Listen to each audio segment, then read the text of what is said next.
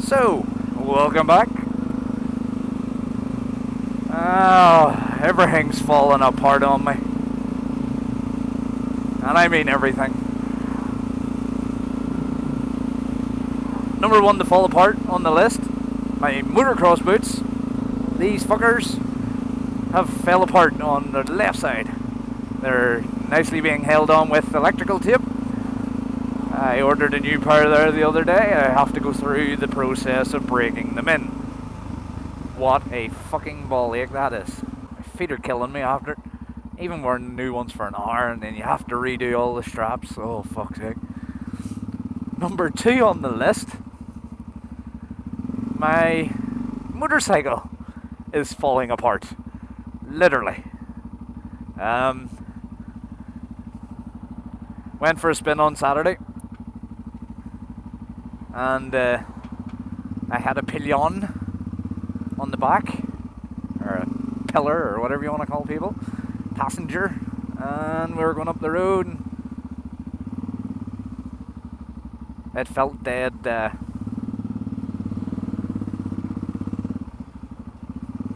Like, how did it feel? It is an easy description, but it is a weird one when you listen.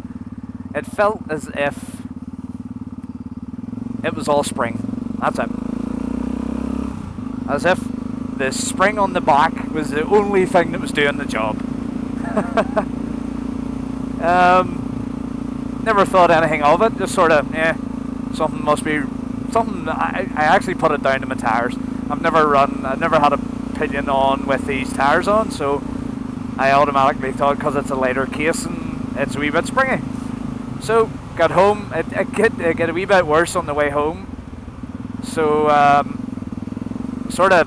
leave it. I'll investigate later. Came home the next night after work, and my mum goes, my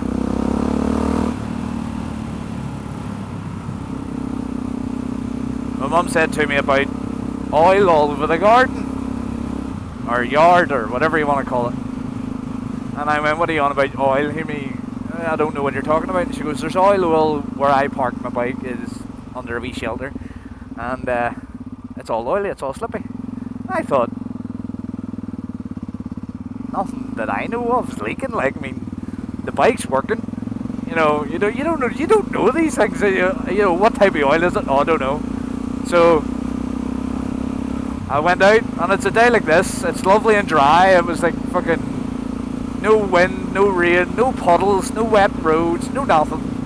Went out, bike absolutely bone dry. Started putting my hand underneath the engine casing, nothing. Started, sort of feeling about. Your hands getting roasted because the engine's still warm. Feeling about the engine, and then I worked my way to the rear shock. And shockingly enough,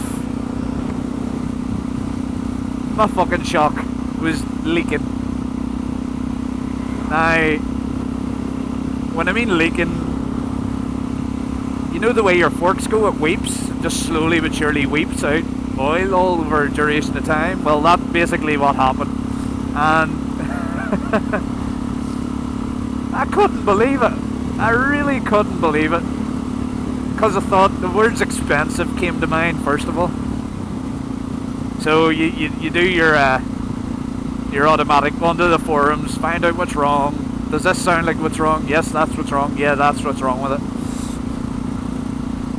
Got to the eBay search for looking for spare parts just to get me through the next couple of months. And one of the guys on the forum had suggested an Olin's. Now, I have just slightly over the minimum wage job. I spend my money like it's going to evaporate, and the shock turned out to be £455. But of course, you need the one with the little gas tap so you can turn and make it all nice and ooh and ah and all that other shite. So, begrudgingly talked myself out of the £450. Seen a different one. Went for looking at a Hyper Pro spring shock. Thought, ooh, that's nice, I'll get that. 350 quid. And the little voice in my head is telling me, yep, told you, expensive. Fucking expensive. So, started into the bike specific shocks, like the standard one. And started going on all these eBay salvage guys that do all the spurs and that. Managed to find one for 55 quid. Thank fuck. But then I forgot. I do not have any way of lifting the rear of the bike up because the pipes run underneath. So you'd have to do it with wood. I don't have any wood. I don't have any tools. Well, very little tools. So I reluctantly phoned my dealer. Not drugs. Well, miss fucking welding. And he says, not too bad, 30 to 40 quid. That's fine. And that was getting the tyre fitted as well, so I wasn't too worried.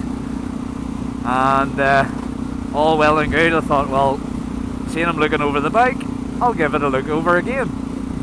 Now, my rear hugger was never fitted properly, because A, it didn't fit. It was some weird, it must have bent some weird way. Has now started to disintegrate because of the vibrations of the bike. It's been chipping away at the fiberglass. Now holes are forming in that. So your brain clicks, I've got the standard one still, put the standard one back on. She'll be fine, you get another one at some point. Guess what? Standard one that I had went missing. Which only means two things. I've lost it, or my mum has thrown it out.